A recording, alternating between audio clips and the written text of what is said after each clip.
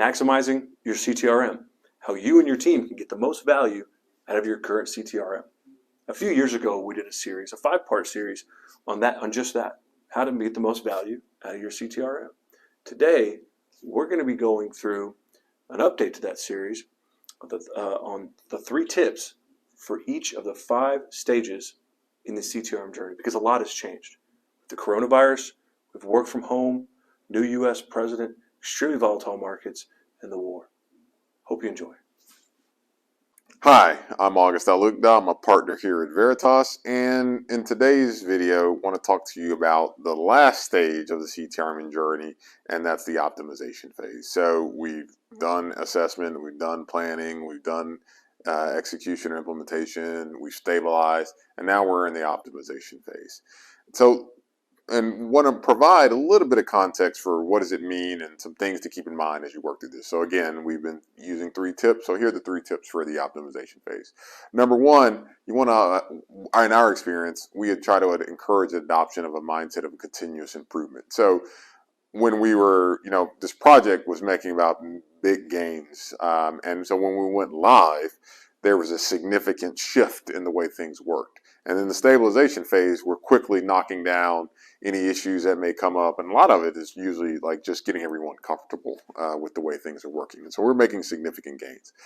Once we've done that, which shouldn't take too long, we're now in the optimization phase. And so rather than thinking about big gains, we're maybe making a 1% to 2% improvements. And these tweaks are where the real value begins to come out of the system. So, hey, this report now runs automated and it gives me my P&L exactly the way I need it.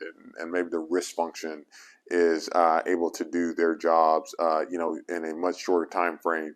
Maybe our mid-office to back-office reconciliation is saving us a bunch of time that we used to, and so that works. And now that we have that, we can really say, now that we have this thing we didn't have before, what are the other ways we can use it? So that's the incremental improvement that we look for in this phase. So it's number 1, we're not looking for major changes. We're looking for small adjustments, 1 to 2 millimeter shifts that collectively could have a really big impact. So that's a mindset of kind of continuous improvement.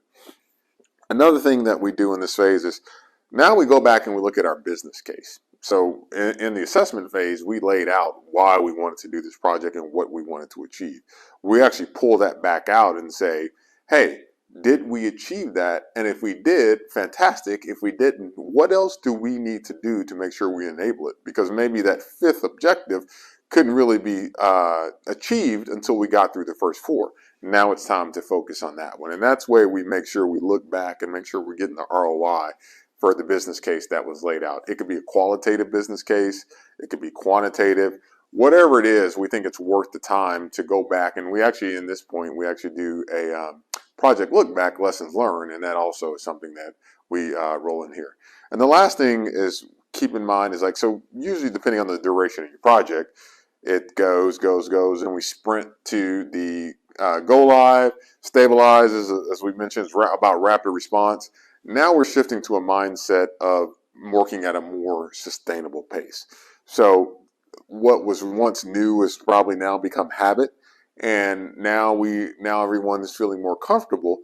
But that doesn't mean stop. We just want to work at a pace that's that everyone's comfortable with. And the way we do that is, for example, we tailor our approach to fit around whatever the business is doing. So rather than being something on the side, maybe we're working with the accounting team, and as they're doing the accounting close, we're looking for ways that we could add more value through these small micro-millimeter shifts. And we're doing that as they're doing their normal job. But it's not now I have my normal job in the project. Now these things have been merged together, and we're looking for those continuous improvements about that.